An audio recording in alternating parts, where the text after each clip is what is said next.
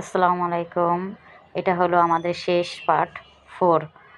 যাই হোক, আমরা তো অনেক মজা করলাম। দেখেছেন আপনারা ৩য় পার্ট, ২য় পার্ট, ১ম পার্ট। এখন কি আর বলবো, রাতের বেলা আমরা ওরা তো ঘুরতে গেছে, আপনাদের আগেও দেখিয়েছি। তো আমি রাতের বেলা ওর সাথে অনেক সাহায্য করতেছি যে, "আসো আমি তোমার সাথে গুছিয়ে দিই, তাহলে তোমার তাড়াতাড়ি হবে।" আপনাদের তো বলাই হয়েছে ও রাত্রে ১টার দিকে ওদের এলাকায় রাতে গ্যাস আসে। তো ভাবলাম যে আমরা তো বসে আড্ডাই দিচ্ছি, তাহলে বাকি রান্নাগুলো করে ফেলাই আমরা ২ বান্ধবী মিলে। তাই ও বলতেছে, "হ্যাঁ, হ্যাঁ, তুমি করে এগুলো ভিডিওতে দেখাচ্ছে, মানুষ বলবে এসে তুমি শান্তি পাও নাই, তুমি কাজকর্ম করেছো, রান্না-বান্না করেছো।" আমি কি তাতে কী হয়েছে? এটা তো একটা পিকনিক হচ্ছে, ভালো লাগবে। আমার তো ভালো লাগতেছে, কী বলো? কাজটা কি বড়? এই ২ বান্ধবী মিলে একসাথে যে করতেছি, এটাই তো কত আনন্দ। তো ওর তো আমাকে করতে দিবে না, আমি জোর করে সব কিছু নিয়ে বসে পড়লাম। "আরে দাও, আমার কাছে দাও, আমি দেই।" "আরে তুমি পারবা না।" ও কয়, "হ্যাঁ, আমি পারব না। তুমি আমার লগে ফাইজলামি করো? জানি তুমি করতে পারো এইজন্য আমাকে এসব কথা বলো? আমি যে একা, একা এতগুলো রান্না আগে তোমাকে খাওয়াইছি, সেগুলো কীভাবে আমি পারছি?" আমি কি, "যাই হোক, করছো সেগুলো আমি ছিলাম না, সেগুলো আমি জানি না। যাই হোক, এখন আমি আসছি, আমি তোমাকে সাহায্য করি।" আমার বান্ধবী তো দিবে না। সে টানাটানি করতে গিয়ে আমরা ডাল ফালাই দিছি ওর যে, "দেও, আমি ধুই।" ও বলে, "না, আমি ধুই।" করতে, করতে আমরা দুজনে একটা ফালাইই দিছি। কথায় আছে না, টানাটানি সংসারে যা হয়। তা আমাদের ২ বান্ধবীর একই অবস্থা। যাই হোক, আমি খুব আনন্দের সহিত ওর থেকে নিলাম, নিয়ে সব করলাম। করার পর ও বলল যে, "তাহলে তোমার বন্ধুদের বলবা না কী, কী দিলা না দিলা?" আমি বলছি, "না, আমার বন্ধুরা সব জানে আমার রান্নার কোরটি, আমি কীভাবে রান্না করি। আজকে আমি শুধু কথা বলবো, জাস্ট আমার যে পেজে যারা, তাদেরকে জাস্ট দেখাবো কীভাবে কী করতেছি, জাস্ট এতটুকুই। আমি আজকে আর কিছুই বলবো না। আমি জাস্ট ভিডিওর সাথে একটু তোমাদের সাথে জাস্ট কথা বলে যাব, এতটুকুই।"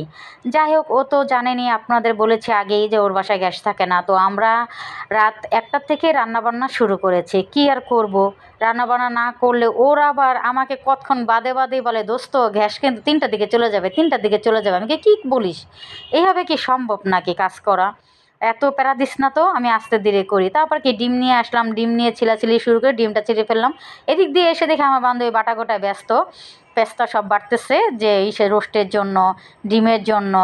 তারপর যাই হোক, আমি কি, "দে তাহলে, আমি ডিমটা যখন ছিলে নিয়ে এসেছি, ডিমটা একটু হালকা লবণ দিয়ে রেখে দেই, মাছের ইটাও করে রাখি।" সব কিছু করে হলুদ মরিচ দিয়ে মাছের ইটা তারপরে বললাম যে, "তাহলে এখন অন্য কোনো কাজ করি, যখন এগুলো সব হয়ে যাচ্ছে, তো অন্য কাজ করি।" তো ও বলল যে, "না, তাহলে তুমি করো, হলুদ দিয়ে, মরিচ-টরিচ দিয়ে সব কিছু দিয়ে মাছটাও মাখায় রাখো একবারে।" আমি বললাম, "হ্যাঁ, তাও ভালো হয়। সব কিছু একবারে করে রেখে দেই। তারপরে আস্তে, আস্তে করে রান্না শুরু করি।" আমার বান্ধবী বলে, "আর আস্তে, আস্তে করা লাগবে না। যখন তোমাকে গ্যাস না বলে দৌড় দিবে, তখন তুমি বুঝবা কত ধানে কত চাল।" তো আর কী করা, বান্ধবী আমাকে কখন বাদে, বাদে খালি এই হুমকিটাই দেয়, গ্যাসের হুমকি দেয়। তো আমি আর কী করব, ঝটপট করে সব কিছু রেডি করে দিলাম যে, "আমি করে দিচ্ছি, তাহলে তুমি ভাজো।" কয়, "না, সব যখন তুমি করতেই আসছো, তাহলে তুমিই রান্না করো। শুধু, শুধু আমাকে বসায় রাখছো কেন? আমি যাই। খাতা মুড়ি দিয়ে কম্বল গায়ে দিয়ে আমি ঘুমিয়ে থাকি।" আমি কই, "তাহলে যাও, তাহলে তাহলে তুমি ঘুমাও।" কয়, "আরে না, তোমার সাথে মজা করছি। তোমার ছাড়া কি ঘুমাইতে পারি? তুমি কাজ করবা আর আমি ঘুমাবো না? ফাইজলামি শুরু করছো। আচ্ছা করো, একসাথে দুজনে মিলে ঘুমায় থাকি। নাহলে চলো।" কয় কি, "না, না, ফাইজলামি করো না, আসো তাহলে কাজই করি।" তারপর বান্ধবীর সাথে মজা-টজা করে আমরা তো রান্নার জন্য সব ব্যবস্থা শুরু করে দিলাম। সব কিছু গুছিয়ে রাখলাম। বললাম যে, "ঠিক আছে, তাহলে চিংড়ি মাছটাও ব্যবস্থা করব।" মুরগিটা নিয়েও আমি জাস্ট হালকা লবণ দিয়ে রেখেছি। কারণ মুরগিটার ভিতরে যেন একটু লবণ যায়, এইজন্য কেচে আমি রেখেছি আগেই। লবণটা দিব। লবণটা দিয়ে রেখে দিব। আর কিছুই দিব না এটাতে। যাই হোক, দেওয়া-টেওয়ার পরে আমরা ২ বান্ধবী বসে, আমার বান্ধবী তো এক্কারে কী আর বলব, বাংলা ভাষায় ল্যাটা দিয়ে বসে রয়েছে। যে বসে আমার খালি সব কাজকর্ম খুব মনোযোগ দিয়ে দেখতেছে। আমি কি, "কিরে, তুই এত মনোযোগ দিয়ে দেখোস কেন?" কয়, "খুব ভাল লাগতেছে, তুমি যে কাজ করতেছ কষ্ট করে, করে।" তাই বললাম যে, "আহারে, আমার বান্ধবী আমার বাসায় এসে কতটা কষ্ট করতেছে।" আমি কি, "আরে, তুমি যদি করতা, তোমারও তো সে একই কষ্ট হইতো। তা আমি যদি তোমাকে একটু সাহায্য করি, তুমি তো কালকে আমরা তোমাকে না বলে চলে আসছি, তুমি তো কত কিছু আমাকে ছাড়া সব রান্নাবান্না করলা।" কয়, "তাতে কী হয়েছে দেন, গলদা চিংড়িগুলো কত বড়, বড়। আমার খুব দেখে ভালো লাগছে যে চিংড়িগুলো, যে আমি বললাম, দাও, এগুলোও মশলা মাখিয়ে দিই, তারপর আমি ভেজে দিচ্ছি।" কয়, "আচ্ছা দোস্ত, তাহলে করো।" তারপরে এগুলো করে লবণটা একটু বেশি হয়ে গেছিলো, আমার বান্ধবী বলেছে লবণটা একটু কমাবা নাকি, তারপর কমালাম যে হ্যাঁ আসলেই লবণটা একটু বেশি হয়ে গেছে। এখন আমি প্রত্যেকটা মাছে যখন তেল দিই, আমার বান্ধবী বলে যে আচ্ছা তুই প্রত্যেকটা মাখানোতে তেল দিতেছিস কেন, কী কারণ? আমি কি দোস্ত তাহলে মাখানোটা ভালো হয়, মাছটা নরম থাকে তেলটা দিলে। তুমি দেখবা তেল দিয়ে যখন তুমি আটা কাই করবা দেখবা তোমার আটাটা খুব নরম থাকে। তো এই মাছের ক্ষেত্রেও তাই, তেল দিলে ভালো, আমি দেই। তোমরা পরের বার থেকে তুমিও দিবা। কয়েক আলহামদুলিল্লাহ, ঠিক আছে, আমি তোমার কাছ থেকে একটা জিনিস শিখে নিলাম। দেখেন চিংড়ি মাছগুলো কত সুন্দর, আমার তো খুব ভালো লেগেছে। যাই হোক ভাজতে চলে গেলাম, ভাজাভাজি শুরু করে দিলাম, যে একটা প্রথমে মাছটা শুরু করলাম, মাছ ভাজতে শুরু হয়ে গেল। তো আপনাকে যদি দেখায় আপনারা অবাক হয়ে যাবেন। রাত তখন আমার মনে হয় 2টা বাজে, আমি 2টার দিকে মাছ ভাজতেছি, সব কমপ্লিট করতে করতে আমাদের 1 ঘন্টা লেগে গেছে। এই যে দেখেন একেবারে নিঝুম, সবাই ঘুমিয়ে আছে, আমার বান্ধবী আর আমি জেগে আছি। দেখেন কি অবস্থা, একেবারে অন্ধকার চারপাশে, নিচে গ্যারেজে লাইট জ্বলতেছে শুধু।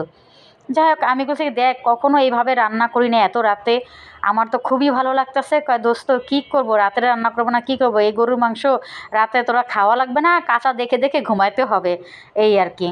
তাই আমি বললাম যে না থাক, কাঁচাই খাবো না, গরুর মাংস রান্না করেই খাবো। তাহলে রান্না করা শুরু করে দিয়েছিলাম এই জন্য।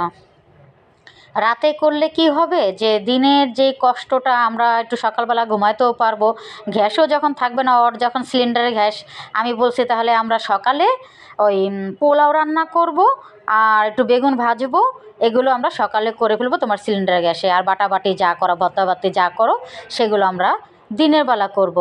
তারপরে আর কি আমার বান্ধবী বলছে আচ্ছা ঠিক আছে তুমি যদি পারো আমিও পারবো, কোনো সমস্যা না, তোমার সাথে রাত জেগে আমি রান্না করব। আমি কি দেখো রাত জেগে রান্না করার কিন্তু মজাই আলাদা। দেখো আমি যে সব তোমারে যে কতটা সাশ্রয় করে দিলাম, তুমি কি এটা বুঝতে পারতেছো? তুমি অটো চুলায় এত রান্না করতা, তোমার গ্যাস কত ফুরাতো, আর রাতের বেলা সরকারি গ্যাস তুমি তো বিল দাওই, তাই না? রাত্রে আমরা একটু কষ্ট করে রান্নাই করে নিলাম, তাও ভালো যে তুমি বেঁচে গেল, এই আর কি। বলে কি দোস্ত তুমি তো ভালো বুদ্ধি করেছো, আমি তো টেনশনে পড়ে গেছি, তোমাদের কি বাসি খাওয়াবো, তোমরা যদি কিছু মনে করো এই জন্য আমি তোমাকে কিছু বলি নাই। আমি কি শোন, এতটুকু আল্লাহ তালা আমার জ্ঞান বুদ্ধি দিছে যে একটা মানুষকে ক্ষতি করে তো আমার লাভ নাই, আর বাসি কিসের। একটা রাত বাজে গেছে 3টা, আমরা রান্না করতেছি, অবশ্যই ফজরে আজান দিয়ে দিবে রান্না করতে করতে, তাহলে বাসি কিসে? তারপর তো সকালবেলা সব তো গরম করবই, বাসি বলতে কিছুই থাকে না, ঠিক আছে। বান্ধবীকে বললাম, বান্ধবী বলল আচ্ছা তোমরা যা ভালো মনে করো তাই। মানে এক কথা পুরো সংসারটা আমার ঘাড়ে দিয়ে দিছে। আমার বান্ধবী এক কথা বলে তোমার যেটা মন চায় তুমি সেটাই করো, আমাকে কোনো আর আমার কোনো টেনশন নাই। আমি কি আচ্ছা তাহলে তুমি চুপচাপ বসে থাকো। তারপর আমি চিকেনগুলো ভেজে রেখেছি, এখন রোস্টটা চালিয়ে দিব, কারণ রোস্টটা হইতে বেশি সময় লাগবে না, কিন্তু ও দেশি মুরগি আনছে একটু সময় লাগবে, এর জন্য আমি আগে করে দিলাম। আর কতক্ষণ বাদে বাদে আমার বান্ধবী আমাকে ঠেলা দেয়, বলে এই দোস্ত গ্যাস চলে যাবে তাড়াতাড়ি করো। আমি আরে আমি কি হাত ঢুকাই দিব, তুমি তো 2 চুলাই আমি জ্বালিয়ে রেখেছি, বারবার এই কথা বলো না তো, আমাকে ভয় দিও না। এখনও তো হাসে আমার কথা শুনে। এই তো আলহামদুলিল্লাহ আমাদের মনে করেন রাতের পাট শেষ, রাতে রান্না করতে করতে ফজর আজান দিয়ে দিয়েছে।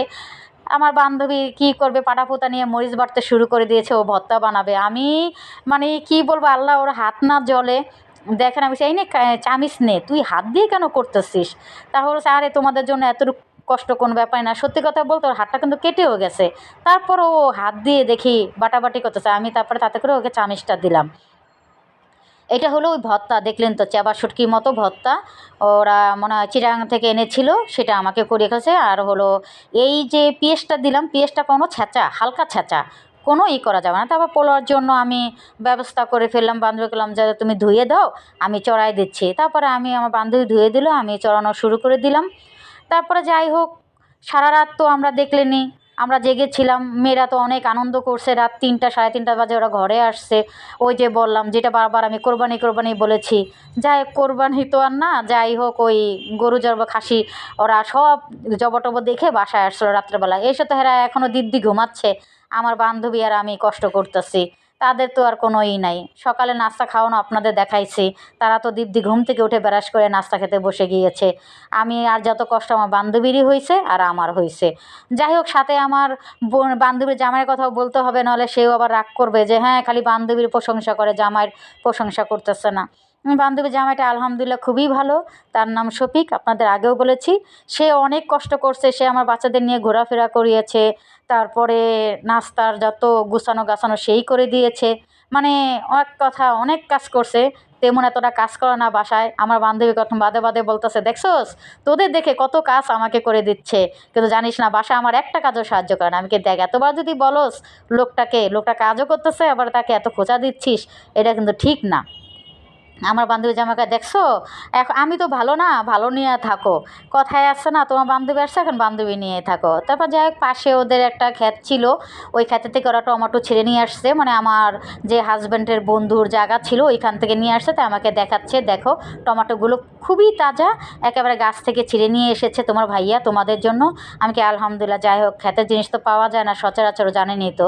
আর ওরা যখন ছিঁড়ে নিয়ে আসছে আমার দেখতে খুবই ভালো লেগেছে, তাই আমি জাস্ট ফাঁকতাল আপনাদের একটু দেখালাম।